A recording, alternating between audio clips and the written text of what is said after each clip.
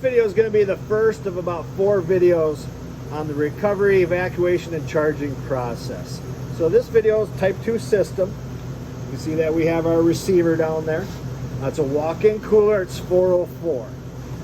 So in order to remove the refrigerant out of this, there's a few steps that we have to go through. Now I have this system shut off. I've removed the solenoid and I put a magnet on there. So that keeps that line open.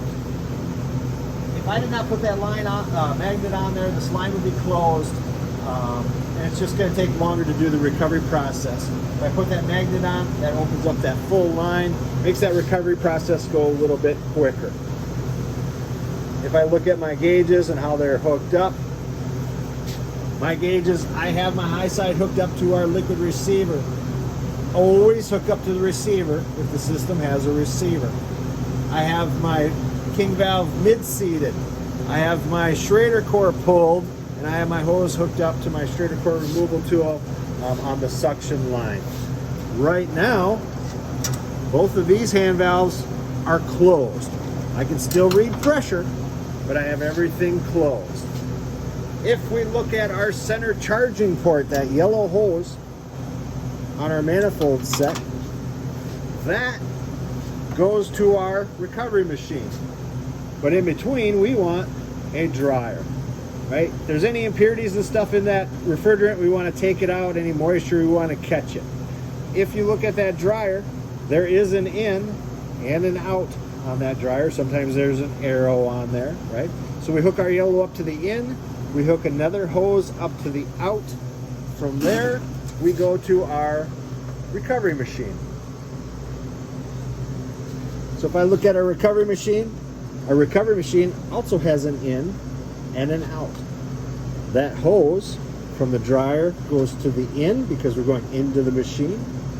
There's another hose that comes out of the machine and goes to our recovery tank. Now I have our recovery cylinder set here. It's got the ice and the water in there already. Got it on the scale. So when we recover on the vapor side. That takes that dip tube out of the way. We're just filling that tank, less resistance that way.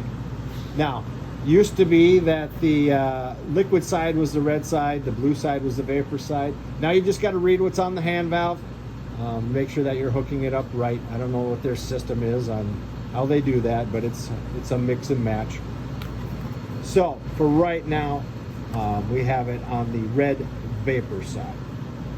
Nothing's running on this system. We're going to keep it that way for right now. When we get ready to start the system up, we start at our system. We're going to make sure that we open that red hand valve all the way.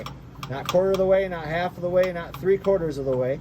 Right? We want full opening there. When we drink out of a straw, we don't pinch the straw off, so we want that thing fully open. That opens up this yellow port. This yellow port that goes to our dryer. And I'm going to open up that line. And we're just kind of listening, make sure there's no leaks along the way, nothing's hissing. I'm going to open up this valve. I'm going to open up this valve. Now we're at our tank. I open up this one. Okay, what's in this hose? What was in this hose before we hooked it up to this tank? This hose was full of air. What's going to happen if I turn that recovery machine on? I'm going to push about 3 feet of air into that recovery tank, instant non-condensables. So what we're going to do is we're going to vent just a little bit of air, make sure that we're purging that line so we got refrigerant going to the tank. Now don't sit there and do it for 10 minutes and blow about 2 pounds of refrigerant out of there saying that you're purging your line. Okay, it's just a little quick thing.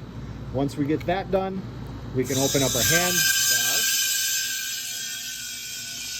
Once we have that, you can hear that refrigerant hissing in there.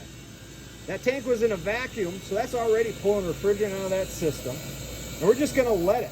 That's going to be a little quicker process than using that machine. So we're going to see how much refrigerant we can get in just by that tank being in a vacuum. Once that levels out, once that stops going in there so fast, it'll just come to a standstill. We can turn on our machine. That starts that recovery process. Now I just have this high side valve open. We're going to leave the low side closed until our needle gets down to about 50 psi.